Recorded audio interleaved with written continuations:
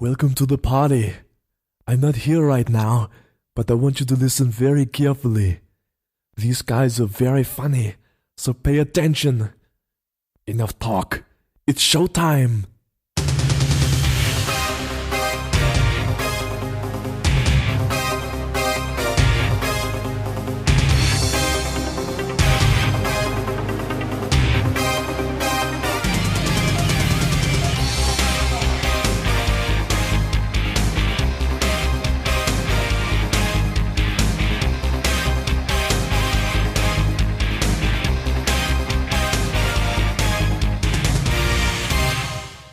Hello and welcome to Bags of Action. My name's Steve, my co-host is Pete. Hello. This episode we've got a special co-host who's come back from last month. It's Barry from Geek Syndicate. Do you know what? I thought you were going to say come back from the dead. I did as well. I blame the hand. From the dead. What? Wait, what?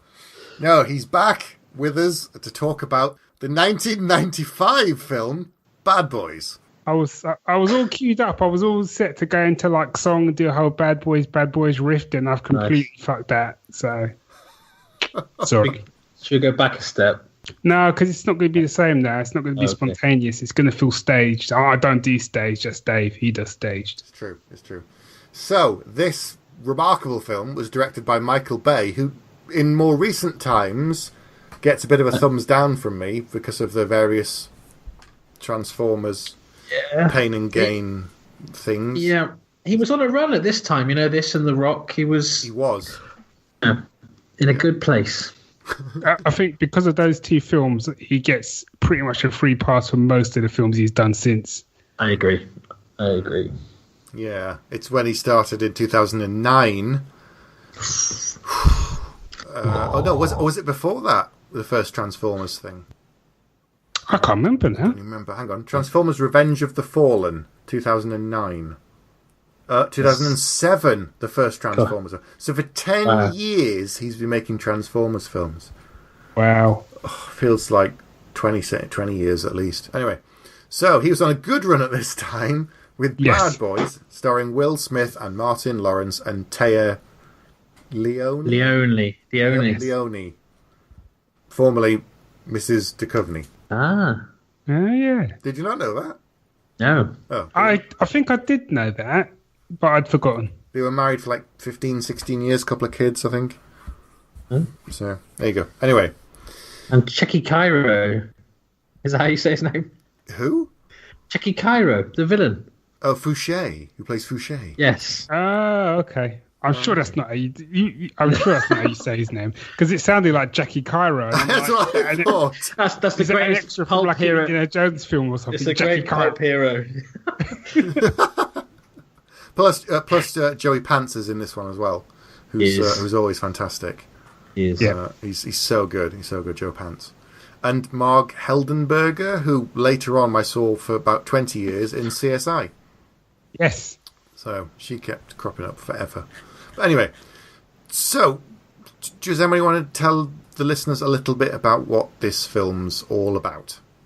Well, it's a Simpson Bruckheimer production with everything that goes with that, which means it's yellow at all times. The film is in a yellow sheen, but it's a kind of a buddy cop movie. But the big difference between this and most buddy cop movies is that they already know each other. True. Yes. Because in most buddy cop films, they get put together, or one cop is sent off to be a fish out of water somewhere. But what I really like about this film is it's about two guys that are already best friends, partners, and it's about them trying to recover some heroin that's stolen from the police station. Yes. That's a good summary. Go on back. I'd like to go on record and saying that this is Bad Boys, or also known as A Typical Day in the Lives of Geek Syndicate. Which one's which? Yeah, that's my question. I'm not gonna say. But I do remember seeing this film and spent most of the film thinking I've had conversations with Dave like this at high speed. Not necessarily being chased by a drug dealer's mind, but I have had a lot of arguments with Dave where like shit's kicking off in the background and we're just arguing. This film, though, right? I actually had to go on the timer and look at it. In the first 3 minutes of the film, it sets up everything else and gives you a strong flavour of what you're going to get for the rest of the film. So in 3 minutes, you get extreme language with lots of swearing and banter between the two of them. You get them talking about sex. You get a sexy woman coming past in a greyhound skirt. You get violence, and you get some jokes. And that's 3 minutes of the film. And it's just like super intense, and that's the film for the next sort of like 2 hours. Compared to films now, it almost feels like a sequel because they are straight in, know each other, off we go. And I think you could, actually that's a really good point, Pete, because when you because the film starts and they have the big heist, don't they, when they go, and you don't realise when you first see it that they're actually robbing the police station. And it's a great like heist scene. But you're right. The way they come in and they talk to me and they say, "Oh, this was this was our career bust," and they're obviously top cops, this sort of special unit. You almost feel like you said, this is almost like the second part in the trilogy, and like Bad Boys 2 really should be Bad Boys 3 because we feel like we've kind of missed the film where they've kind of joined up and they've got together and they've had that career bust, and this is almost like the follow up to it. Yeah, it's true. If this was Lethal Weapon 2 in a way, it's like the first film. Well, if you go back and look at the first Lethal Weapon film, he meets Murtaugh's family, he gets to know them, he saves their lives, blah, blah, blah. And then the second film, he goes to their house, walks in, kisses the wife, kisses Murtaugh, sits down, have a cup of coffee. Whereas for this one, they've already done that because Will Smith comes in, he knows the wife, he knows the kids, he starts telling one of his sex stories, and the wife's going, "Don't be telling your sex stories to my kids." He goes, "No, I just tell them to your husband." "Don't be telling him stuff as well." Yeah, so they skipped a whole 2 hour film, and it's just like, boom, here we go. They know each other. They're tight. But again, I kind of like that because instead you haven't got that, are they capable? Or is this like a step up from what they usually do? Because Joe Pants kind of says to them, "I just need you guys to do what you always do, but just do it faster." Yeah. So the 72-hour clock isn't like, can they do it full stop? It's just, can they do it with the limitations of the time and a few things that get thrown in their way plot-wise. Mm-hmm. Yeah. Yeah. And I suppose what they do, which is still able to kind of do the buddy cop thing, like you say, normally you have the fish out of water and the mismatched cops, and they are even though they're mates, they are mismatched cops. They're very different characters, and so the fact that they kind of have to switch roles, especially for Martin Lawrence's character, I think is like puts a different spin on it. Otherwise, it could just be I'm not saying it's the standard film. I really enjoyed the film, but that just having that little bit on it is like a little extra plot point, which I guess they couldn't have done if they were strangers. Yeah, and they know each other so well, as you say, they can do that swap. But I also like the fact that we find out what's going on with Martin Lawrence's character pretty quick because we see him with the kids and in bed with his wife, and he's a settled family man, but he's still an action guy with Will Smith. And it's not until maybe 20 minutes in, where they're driving somewhere, that we find out about his backstory, the fact that he's rich and all the rest of it, and the whole thing about I'm just pretending to be a cop, right? Yeah. Okay, it's just a game to me, and all that sort of stuff. So fuck you, and fuck everybody who got a problem with Mike Lowry. I love you, man. Fuck you. See? But they do it in a way that it's not exposition heavy, and yet you've still got the banter with the two of them going back and forth, and they know each other, that he can say that, and Martin Lawrence's character doesn't get deeply offended by it, even though he's swearing at him quite badly. Yeah, and they keep true to that. I mean, I'm jumping forward, but like the scene with the paddling pool is kind of this great kind of, these guys grew up together and they've got each other's back no matter what happens, which I think is great. What surprised me is how much this is a Martin Lawrence film. What do you mean? More than Will Smith. Do you think? Far more. He's got like 2/3 of the screen time, even though they're a partnership. Martin Lawrence, it feels really odd because I guess you're so used to Will Smith being such a big star that I'd forgotten how much that Martin Lawrence has got a lot of the story revolves around him. Well, that's because he's also pretending to be Mike Lowry, and so he's more there with Tia's character, going and doing stuff, because as far as she knows, he's the only person that she will trust. Therefore, we get to see more of him, and he's protecting Martin Lawrence's family and that kind of thing. Mm-hmm.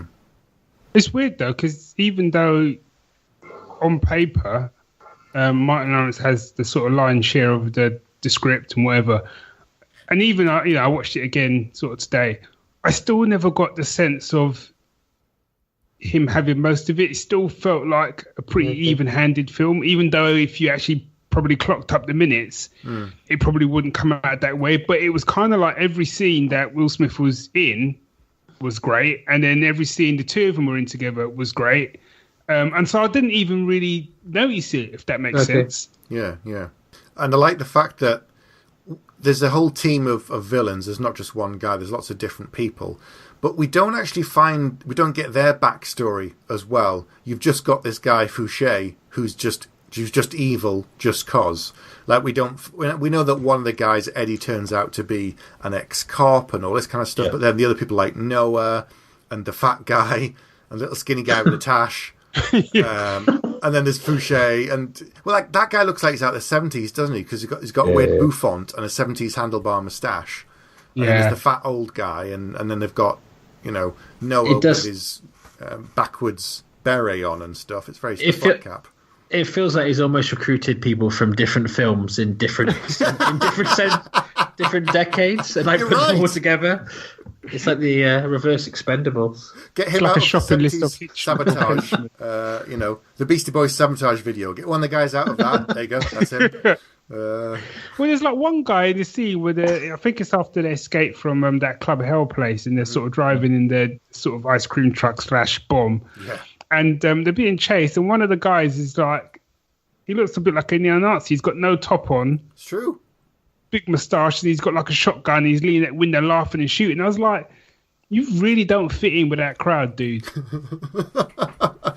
It's a proper European conglomerate of everybody. I mean, as villains go, it's quite a diverse mix, I've got to say. Mm-hmm. True. Yeah. Very, very strange. And a good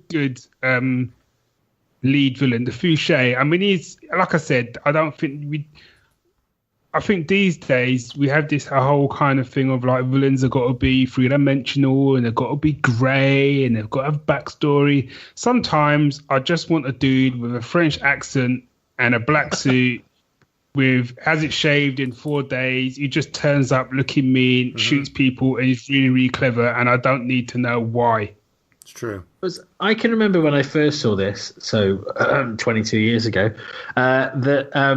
thinking, he's amazing. That guy, the villain, he's going to be so big. He's like this amazing, amazing actor. And I watched it again, and he has about 4 lines. And yes, he does chew the scenery. I actually watched Nostradamus because I liked him in this. Wow. That's how that was a waste of my time. Wow. Talk about taking one for the team. I know. Thanks, Pete. I didn't watch Operation Dumbo Drop, so that's okay. Do you think that they offered this role to Christopher Lambert, and this guy, he wasn't available, so this guy took it instead? Who? Sorry, I didn't recognise that name. I'm not doing this again, Pete. We know who we're talking about. He was in GoldenEye as well, and Crying Freeman, so, he's been in a few things. Bless him. Good old Cheeky Cairo. Well, Cheeky Cairo just sounds like the worst Egyptian strip club. It does. Yeah, it sounds very bizarre. So, we talked about the raid. They get all the drugs, and then they're trying to get their life career bust back. At the same time, you've got the internal affairs looking into them, blaming them, saying it's an internal job. You've got that weird moment where she comes in and she's chewing out the captain, and they go, "Oh, if you two want to be alone, we can just." They're like, "No, it's okay. There's obviously something here," and it's just really, there's quite a few moments like that, awkward tension. This is true. Like that. Yeah, just like that. Just like that. I thought we'd lost Barry again then. No, I thought no, I'm still here. It's your show. I'm letting you guys lead. I'm just in the back, true. As a if needed. So, what about favourite lines? I've written down some of my favourite lines. So here's one. You're driving slow enough almost to drive Miss Daisy. Nice. And another one is sleeping in my bed and I've now got a Power Ranger stuck up my ass. That's when... It just sounds like you're reading out your diary. Yeah. Day Doesn't 27, quite have the went to same, bed, woke up with a Power Ranger stuck up my ass. Don't know where it came from. I don't own a Power Ranger. The Secret Diary of Steve Arion, page 40 and 3/4. I noticed, actually, I made a note of every pop culture reference that they made. Wow. Okay. So you got Passenger 57. Yep. Very early on, when he starts talking about Wesley Snipes. Driving Miss Daisy, which you just mentioned. Terminator 2. The Cosbys, probably best we move on. Michael Jordan and Action Jackson. They're all in there. You also forgot Jim Brown. That is true. That is true. But Action Jackson have you guys done the Action Jackson? No, we should. There's a screening in Bristol in a couple of weeks' time where they're showing Bloodsport, Showdown in Little Tokyo, Action Jackson, River of Death, and I can't remember the fifth film. They're showing 5 films in a row. Wow. Cinema there. Action Jackson. We should do Action Jackson. Now you piss me off. Awesome film. Sharon Stone in that. Did I imagine that? Yes. Yeah, yes, she is. I think she's the wife of the bad guy, isn't she? Yeah, I think she is. I keep forgetting she was the wife of in Total Recall. She was. Yeah. That still freaks me out when I see that now. But anyway, that was a long time ago. So, some of your favourite lines. Tell me stuff. I wouldn't say the whole film, but I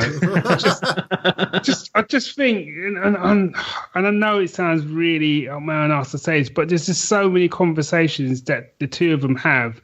I know a lot of it is ad-libbed as well, but a lot of the arguments in the conversation really, really reminds me of my friendship with Dave. Really does. More so when we were younger. I think when we were older, I think we always snap at each other when we were younger. But I remember a scene in a car with Dave and I where we were driving up a particularly high hill, driving to Alexandra Palace. Anyone knows where Alexandra Palace was. And we shouldn't really have been driving up there because they'd closed all the roads off for ice because it was literally that bad. And Dave was like, no, it's fine, get in the car. Cut a long story short, it ended with Dave's brake stalling. He couldn't restart the car. The car was sliding back down the hill towards a T-junction, at the bottom of which was an incredibly busy road, and cars were coming up and down it. And effectively, if he hadn't restarted the car, we would pretty much have died. And there was a lot of him going, I've got this, I fucking got this, and me going, fucking start the car, what the fuck you did? Start the fucking car. So when at the end, and I think the fact that all through this film he's having a go at him for driving, and at the end he sort of says, that's how you're supposed to drive. From now on, that's how you drive. It touches a nerve. I love in his Volvo, not only is there a child seat in the back, but he's got beads on the back of the seat. Oh. Yeah, and she keeps going, what is this? He goes, I'm undercover, I told you, I'm undercover. Yeah, that's right. And she doesn't buy it for a second. I like that. Yeah.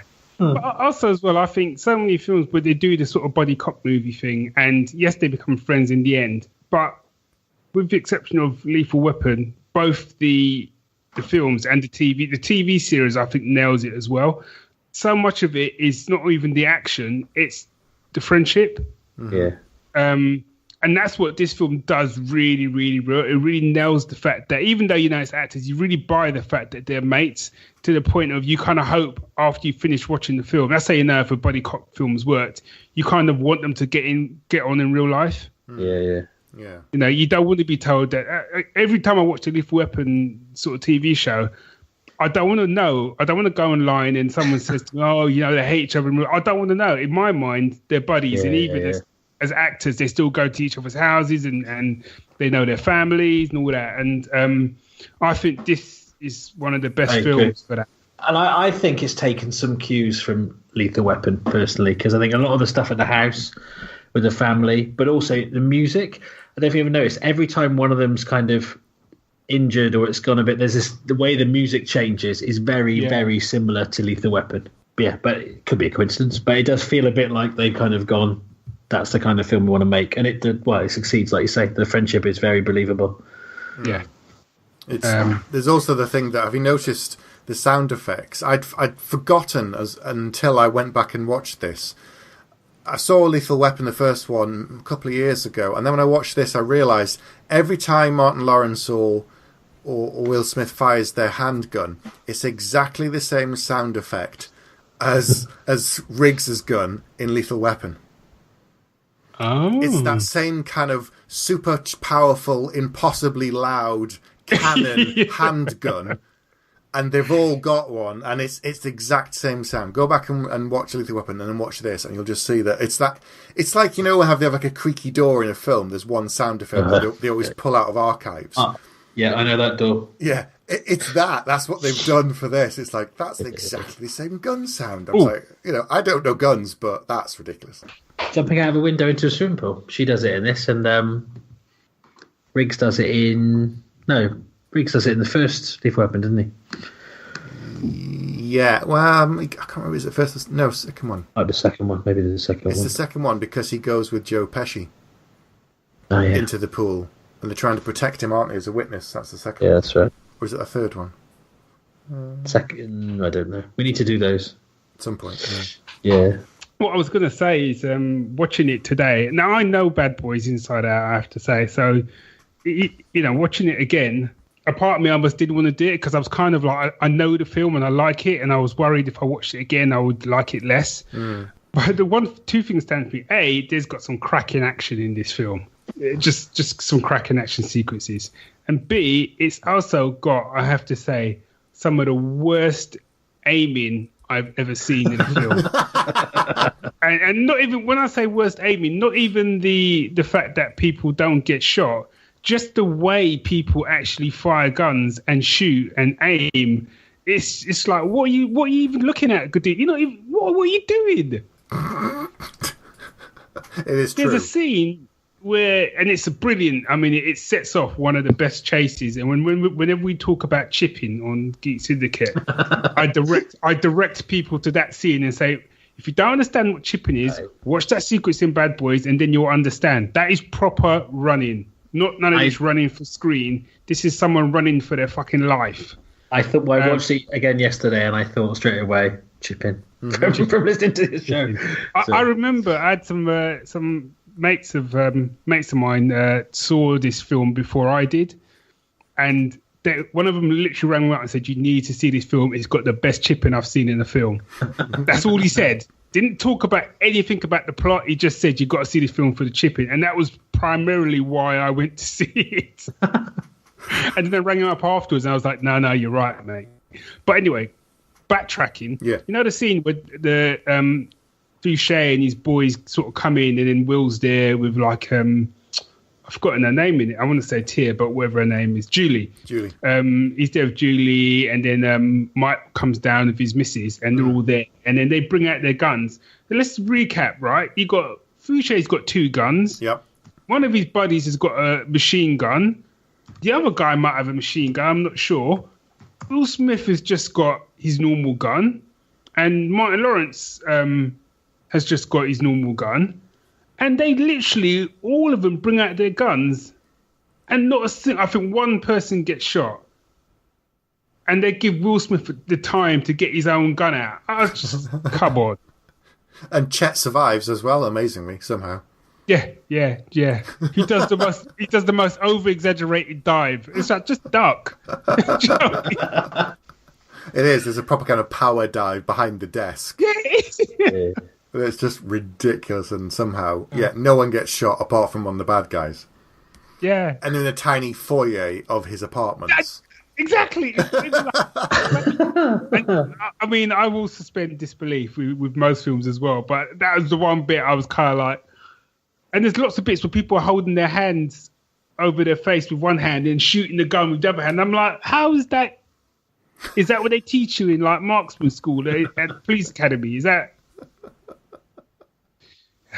It's I just got to true. learn to It's true. I think as well, when you're talking about the action, what I really liked is every now and then you think, oh, it's been like comedy for a while, particularly with the kind of swap roles things. Like, oh, is it going too far towards the comedy? And then suddenly you've got something like the bathroom fight, which is really brutal. Yeah. Yeah. That's nasty. But then they do the comedy thing of where Will Smith is on the other side watching the stripper, and Mark Norris has got his face pressed up against the aquarium. Right. I will say, in that sequence, I think we could figure out who Dave is going to be and who I'm going to be. I think we know, Barry. Yeah. Sorry, mate, but we know. I don't know. Even looks like Dave in that bit. Do you know what I mean? And Dave did have a very similar hairstyle to Will Smith back in the day. He knows he does. Yeah, he had a flat top. So Do you like Skittles? I don't like Skittles. In that sequence, I would have been more smarty. That is a funny scene. That is a funny scene. That guy. You want badges, mother bitches? I've got badges. It's like, oh god, no. 50 cents. There you go. It's like he's got six badges right there. Now what? I love the way that scene was improvised. Really? Yeah. Oh god. You freeze bitch. I think what I love about it as well is because it's two black guys in the main roles, and there is but they make a thing of it, but they never actually say anything about it. So the start, you've got them in the car, and it's people assuming that they're not cops, and then you've got the bit here in the store, and I think it's cleverly done that it plays with the kind of people's kind of thought processes, but doesn't actually come out and say it.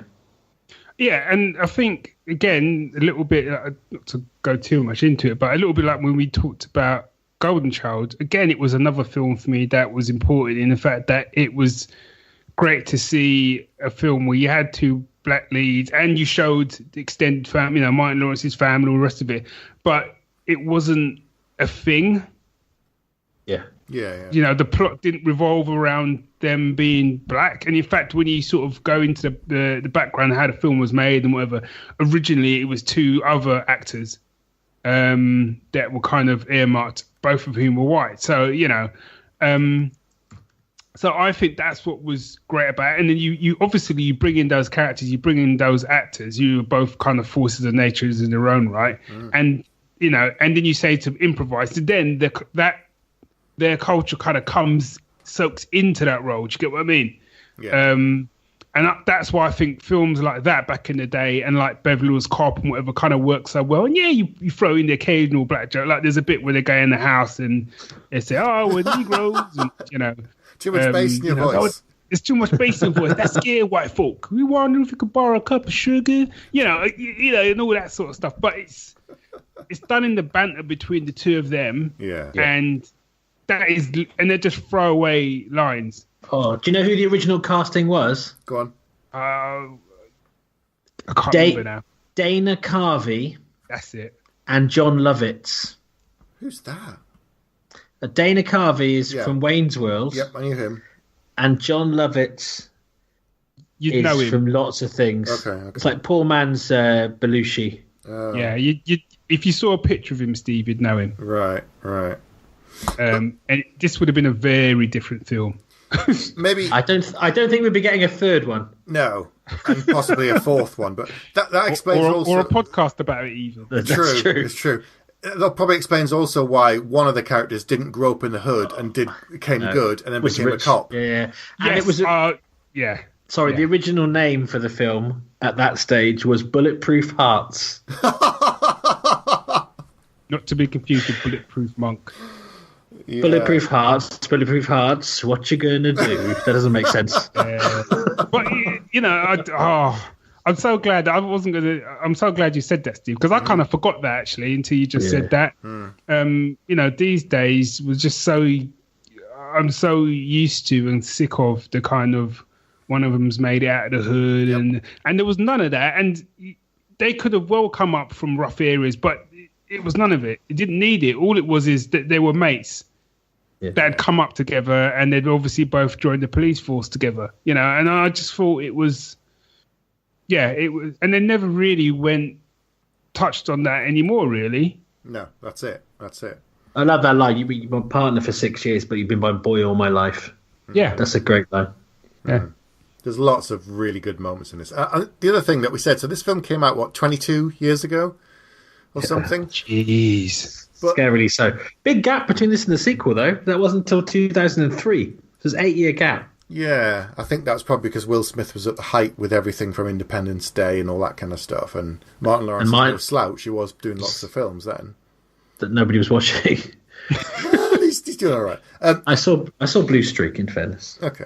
I was going to say that, so it's 22 years, but the number of films and TV shows that then reference some of the stuff that was done in this film is quite remarkable if you think about it. Not just the running thing, but the biggest one that comes to mind is all the stuff in Hot Fuzz. Hot Fuzz, yeah. With the 360-degree camera thing and shit just got real and all of that stuff. So all these things that they kind of mock sometimes or just pay homage to came from this. But it works. It wasn't done in a jokey way in this film. There are jokes in the film, but those moments are quite serious, and yet other people just kind of do nods to it now. Also, as well, I think, because there's so much time, and in some ways, I had forgotten how much time had passed, since this film had come out. And like you say, I remember seeing this film for the first time, and back then, the act. I mean, obviously, because of who they chose, that was good. That was a bit of a draw for me. But the action sequences back in the 90s, there wasn't shit like that wasn't coming out. Not like that, No, And I think way. when they had that scene, even though we kind of joked about it, that whole chase sequence with Will Smith and then Martin Lawrence coming in then was brilliant, because what I thought was so cool was, I love to hear my brother tell it. When he tells it, it just makes me laugh because he always will tell that story every so often.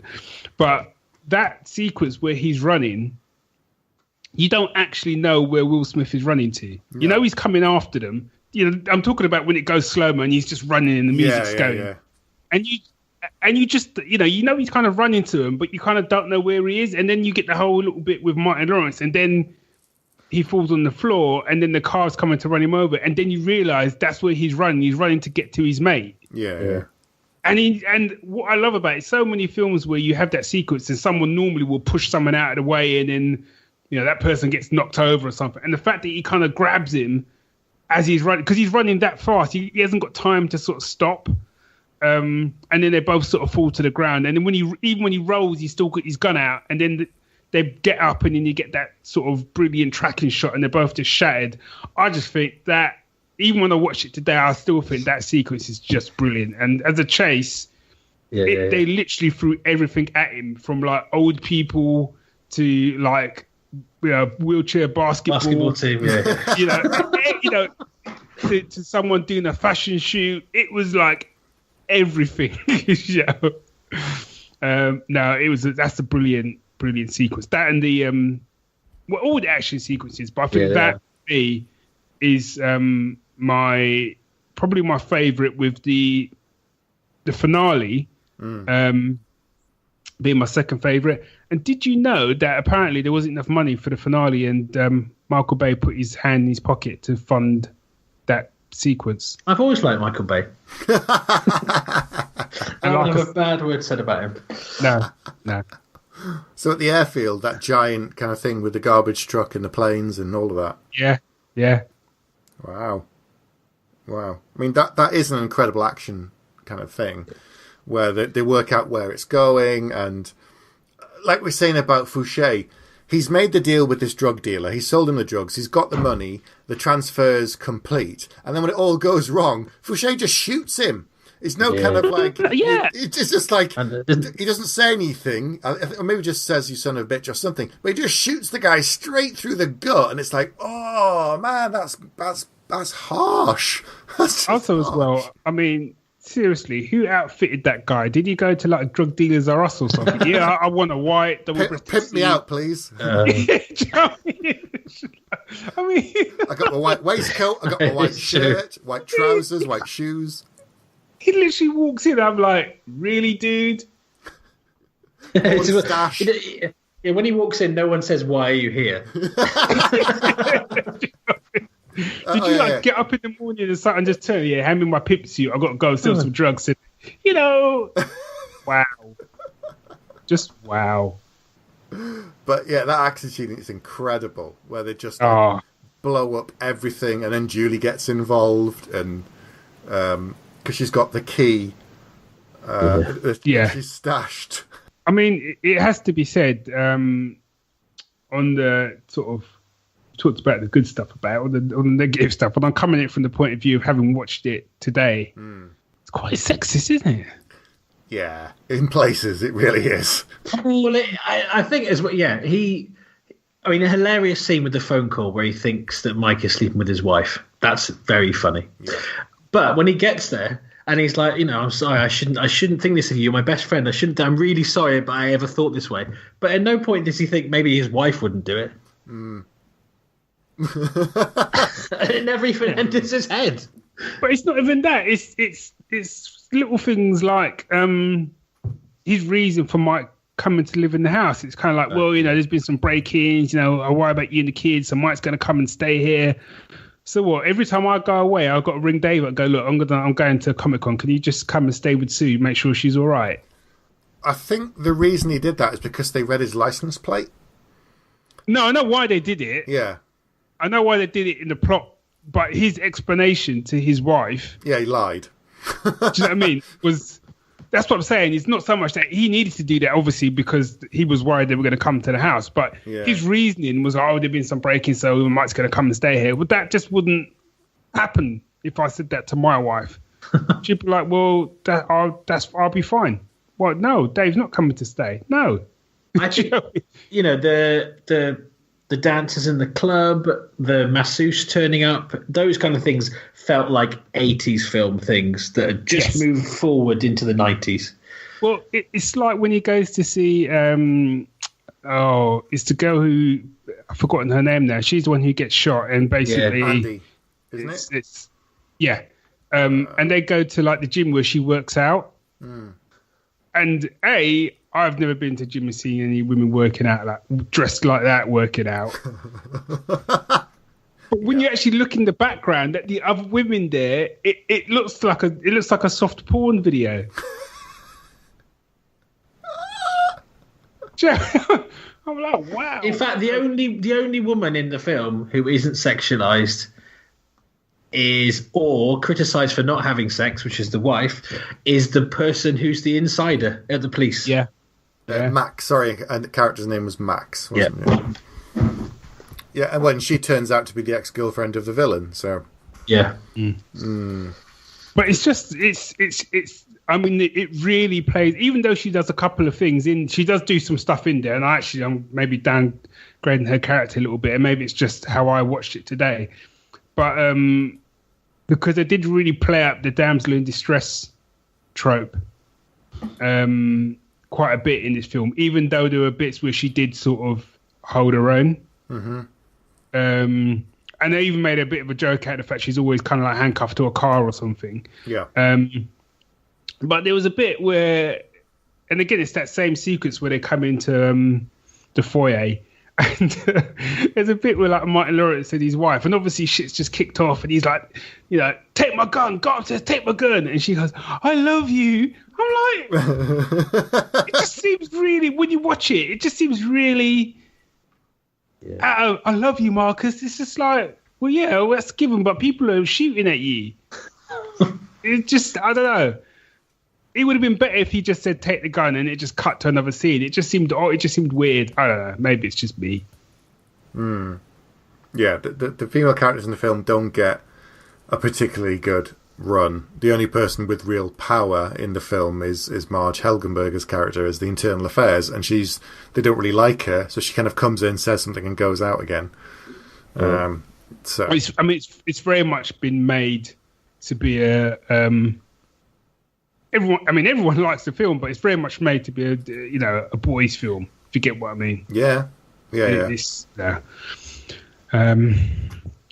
But yeah, that side, it was a film of its time. But I absolutely loved watching it again. When was the last time you saw it, Pete? It's been a while. I think I had it on VHS, so I must have watched it a few times, but no, it's been quite a while. It's probably been 10 years plus. How about you? Yeah, it's been quite a long time. I had to dig through the back of the DVD cupboard to find it, blow off the dust. It kind of shows you how long it's been sat back there. It's one of these things that you go, yeah, I know that film. Yeah, I won't go and watch it again. But then all the stuff you've forgotten. Yeah. I think I've only seen the second one once. Really? So I need to rectify that. But the third one's out next year, isn't it? Or in February. So here's a couple of questions for you. Go on. You may well talk about Bad Boys 2 at some stage, but if you don't, have you got any thoughts on Bad Boys 2? Do you remember Bad Boys 2? I don't remember very much about it at all. I remember that Will Smith is dating Marcus's sister, I think. Yes, she was also undercover. I think she was undercover DA or something as well. And that's about all I can remember. Doesn't she get kidnapped? Maybe? Yes. Yeah, she does. So they have to rescue her. But I don't remember much more than that. And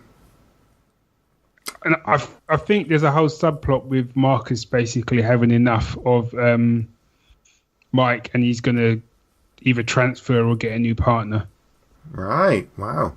Yeah, and it's all about kind of them resolving that, as well as everything else that goes on. And a lot of people like Bad Boys 2. I enjoyed it, but I still much prefer. I think I can't have liked it as much to have only watched it once. I know one of the criticisms is that it almost tried to do the same plot twice, but most sequels do that to a certain extent.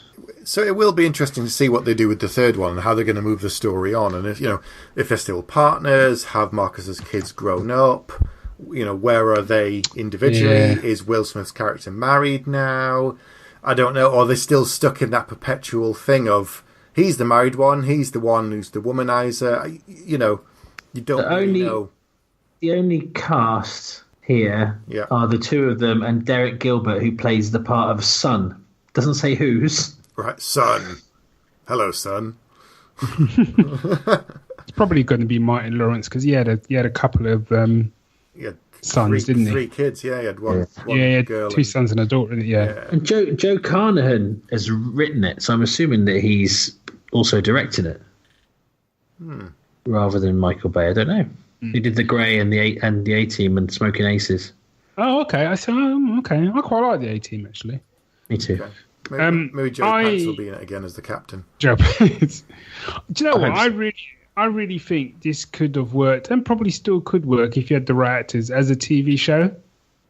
Yeah. Because rewatching it again, and to be honest, some of it was to do with the ridiculously baggy suits that Will Smith was wearing in some of the shots. Yeah. That it had a real kind of like Miami Vice feel to it. Yeah. And being set, and it's set in Miami, and they are narcotics cops. So yeah, definitely, there is definitely that. That's another thing it definitely does touch on. Yeah, I also like the other 2 cops. Yeah, played by Nestor Serrano, and I don't know the other guy's name, but he crops up in films all the time. But they've got. I like the fact that they've got their own little thing. Like they're both digging at each other. And yet, when Mike and Marcus turn up, they start bantering with the two of them. But when the shit gets real, they kind of say to them, "Got something going on, could get you killed." And they're like, "Okay, let's go." That's one of my favourite tropes in these kind of films. This Lethal Weapon, Beverly Hills Cop is 2 sets of partners who you think hate each other, fierce rivalry, and when the shit goes down, they team up. It's just that's. I agree. No, I don't think it's a cliche. I think it's the best thing ever. It is the best thing. It's a good moment. It's just that this is all banter. This is all bullshit. Even when they're talking with the captain, they're bantering with him and stuff. Like when he's playing basketball and he's going, "Yeah, before you turned up, nothing but net, and now look at you. Yeah, that's right." So it's that just kind of they've got their own bullshit between them. It's just like when podcasters go away for the weekend. It's the same thing. That's right. Shit gets real. When stuff needs happening, we all knuckle down. So say we all, and we. Right, I have to agree with Pete. That's probably my favourite trope in action films is when shit just gets real and people who normally wouldn't come together. And there's always some scene as well where someone sort of goes, we're going jaws of hell and I can't ask you to come with me. You don't have to. I got your back. I'm with you. And shit like that. I just eat that shit out for breakfast. It's just awesome. And they do that in Bad Boys. There's a bit in Bad Boys 2, I remembered now, where they kidnap his sister, but they take her to Cuba. Yes. Okay. And they can't go to Cuba because effectively it'll start a war. Mm-hmm. And no, we can't go. And then it's just Will Smith and Martin Lawrence. It's like, oh, don't worry, we'll do this ourselves, man. Bad Boys for life. We do this ourselves. And then suddenly, like the SWAT team and the other two cops they didn't get on with kind of come down the hall, and it's like, hey, I'm ex-SWAT. You look like you're going to do something crazy. I'm in. I thought, this film is awesome. Why isn't my life like this film? It's on. It's on now. I want it so, like, even when I'm like, I don't know, I'm going to make myself a cup of tea and the milk's slightly off, that suddenly someone kicks open the door. Hey, I'm ex-SWAT. That milk looks like it's off. I'm going to drink some with you too. I've got your back. I'll take one for the team. I'll take the sour milk. Here's a pound. Go buy some more. Yeah, either that or someone dives through my window and just knocks it out of my hand before I drink it. No! Slow-mo. That's how. Don't get the cat. I think it's a good job we don't live nearer to each other. Just keep breaking windows all the time. Again, Pete, you broke another window. Sorry, Barry was going to eat something that looked quite off. Look wrong. I keep waiting at work for someone to shout at me and go, "You got 40 hours, Nugent. I want your badge. I want your gun. You're on suspension." Okay. Is that with pay? Yeah. That mean? I can watch Joe Pants missing a basketball hoop all day long. Yeah. He's so good. He's chewing his cigars. He's chewing them out all the time. And he gets some funny, weird lines as well. He's like, I need everything you got, but I don't know where. So hold on.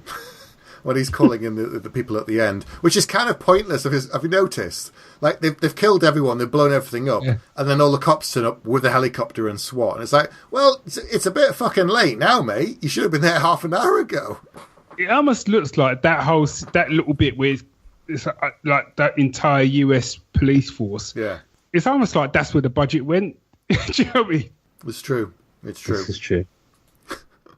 You can see why they asked Michael Bay to pay for it. Yeah. We don't actually it's funny, need it, but it'll look cool. Go on, do it.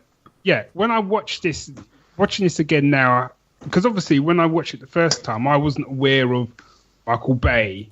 I think back then, when I watched films, I didn't really look to see who'd made the film. Yeah. Get what I mean? Like I would now. Yeah. So going back and watching it, and I think like you guys, I probably hadn't seen it from end to end in probably about 10 years. Now watching it, I can see all those little things that he does constantly in his other films. Mm-hmm. Like the little bit of light, all the slow-mo, fast cars, just the way some of the sequences are shot, the sort of 360 camera angle and all that sort of stuff. And you suddenly realize that, wow, he really does make films on a template, doesn't he? Ticking the box there. I've done that. Next on the sheet is the camera spin. Let's do that. Ticking the box. Yeah. It's kind of by numbers, some of his films, for sure. Oh, it works for him. He's making his money, so, Yeah, he keeps making them, yeah. Someone keeps watching them. He's definitely a fan of Tony Scott. I think they share a lot of similarities, not just the yellow lighting because of the Bruckheimer. It's a Simpson thing, but they do. There's a lot of things he does that are similar. But there we are. Right. Are we ready to give this film some scores? I think so. Shut up, you idiots. It's time to give a score.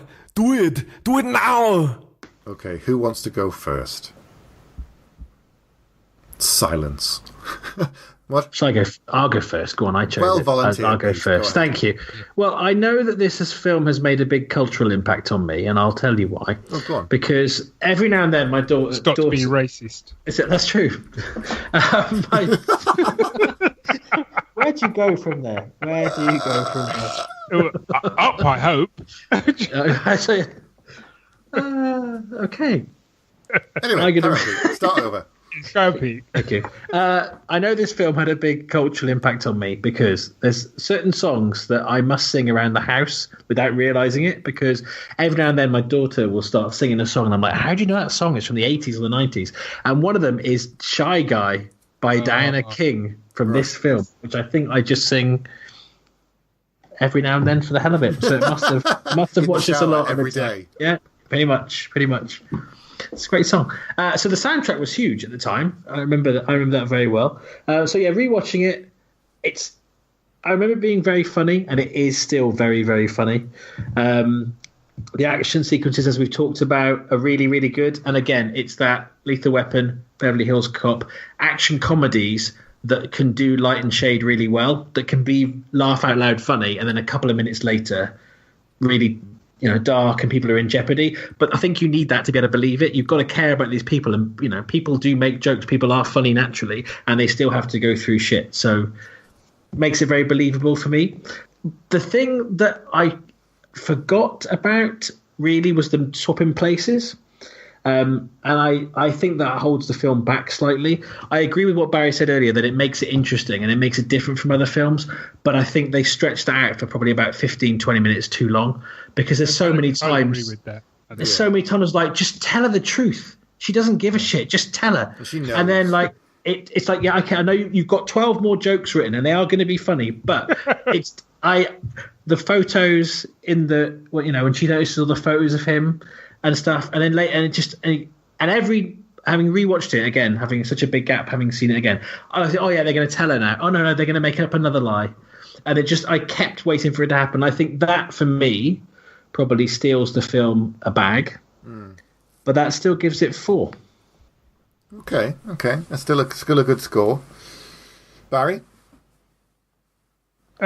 First off, I want to actually 100% agree with what Pete just said. I think that certainly in the rewatch, I think that kind of stretched out a little bit too long, and I think it would have. I also think actually, even if they'd taken out completely, I don't think the film would have suffered for it at all, because one of the great things about this film is the banter, and I have to keep coming back to it, but it's true. The banter between the two of them, and then between the three of them. Again, I go back to the bit at the end with the car. The banter between the three of them in the car at the end is just spot on. Mm-hmm. You've got to shut up and let him drive. It's just, and the fact that it will throw out. She was throwing out references like Jim Brown, Action Jackson, and it's kind of like almost like fuck you if you haven't seen those films. Do you know what I mean? It's if you get it, you get it. If you don't, well, that's tough. So I think I would probably go. Do we do halves? No half bags. Not even for guests. No. We don't even do that for guests. No. Guess who own your network? Mic drop. I don't. This is why we don't do half bags, is to make us. Yeah, no, fair play. No, you're right. Yeah. Fair play. I don't think that. No, because there's only one film I could give 5 out of 5 to. So I'd have to go with 4. What's your 5-bagger film? Really? Okay. Yeah. Well, it is action, but I suppose in terms of what the films that we normally do, Yes. Oh, okay. Yeah. There's probably, to be fair, there's probably. We've had about 4 films, I think, that should go at 5. I think. Yeah, John Wick, Dredd, Predator, yeah. Die Hard. We lost Sonny this week as well, which is quite sad. From Predator. Sonny. Billy. Yeah, shit. He passed away this week. Man. Yeah. So is it a solid 4 from you then, Barry? It's a solid 4 from me. Okay. Nothing I don't disagree with there. I like characters. We've talked about the Riggs and the Murtaugh thing from Lethal Weapon, and you like the fact that you want to believe that off screen they're just the same. And as it happens with Mel Gibson and Danny, they are like that, because recently I watched this video. They were doing a thing for Dick Donner. There was this bit celebration of him for so many years in the business, and the two of them were supposed to be giving this speech, And they were just cracking jokes and winding each other up, and they lost it a couple of times and completely went off script. And it just showed that these guys have been working together for like 30 years now or something. And they got on so well that it worked, and the ad-libbing was still going. And there's definitely an element of that with Bad Boys, with Will Smith and Martin Lawrence. You believe that the two of them off camera will just still keep taking the piss out of each other, and some of that goes into the film because it works so well. So their chemistry is really good and believable.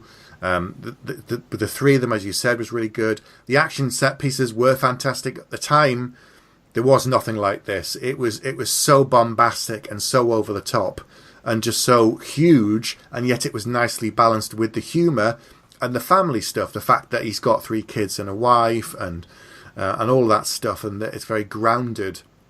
So I really enjoyed it. I enjoyed it more than I expected. There are some flaws which we talked about, but I said I don't want to dwell on them. But it's just a cracking action film, and I'd forgotten, some of the little touches that make it this sort of touchstone that other people come back to and reference, because it did it first. It's 22 years ago, and it's a relatively long time for us, but for some people, they haven't seen it, and they might say, "Oh, that's got copied from so." It's like, no, go back to the source. Watch Bad Boys, and you'll see where all these people take these things from. So, for me, I'm going to give it a solid 4 bags as well. Good. Nice. Cool. Okay.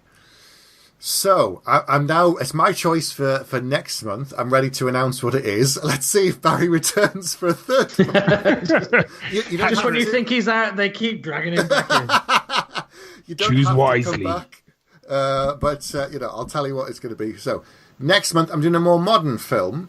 This is an action film that is directed by Matthew Vaughn, who's done a lot of good action films, and it's written by Matthew Vaughn and Jane Goldman.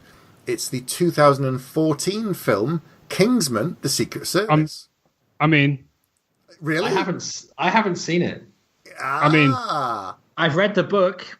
I've read the Mark Miller book, but I haven't seen the film yet, and I've been meaning to, so you've given me a good excuse. So the two reasons to pick it is, one, obviously I've read the comic and so has Pete, and this is adapted from the Mark Miller comic book series that they then traded up and have done spin-offs and other things, and the sequel comes out next month, or I think it's September it comes out, and that's Kingsman: The Golden Circle. So it's very timely. I thought, let's have a look at the Kingsman, the Secret Service, and go back to the beginning. So it's got a big cast: Colin Firth, Mark Strong, Samuel L. Jackson, Eggsy himself is Taron Egerton, lots of great people. Pardon? Eddie the Eagle guy, isn't it? Yes. Mark Hamill's in it briefly as well as the mad scientist. Michael Caine's in it, of course. Lots of big names in it. Jack Davenport, really good stuff. So, why haven't I seen it before? Is the bigger question. Yeah. So we'll do that for September, and possibly have Barry back for that as well.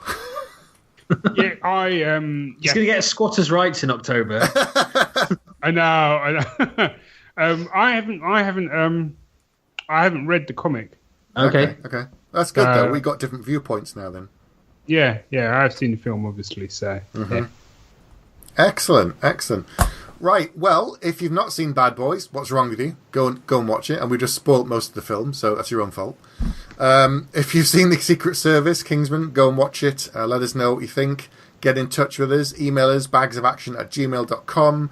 Come onto the Facebook group. Go onto geeksyndicate.co.uk. Support Geek Syndicate, Bags of Action, and all of the other podcasts on the Geek Syndicate network by going onto the Patreon page, which is Patreon/Geek Syndicate, I think. I think. And that's it for next month, and the 3 of us will be back next month. Good night. Good night. Bad boys, what you gonna do? What you gonna do when we come for you? Bad boys, what you gonna do? What you gonna do when we come for you? Got too much bass in your voice. Sorry, man. Can I borrow a cup of brown sugar? I'm all about scaring white folk. And just for people coming and listening, I am actually a fully certified black guy, just in case you thought it was a white dude being racist. Right. I was about to say that's the first time we've ended the show properly, and then We didn't. we carried on. Boom. Done. Brilliant. You have been listening to Bags of Action. No bullshit. You'd better stick around for the next episode, because if you're lying, I'll be back.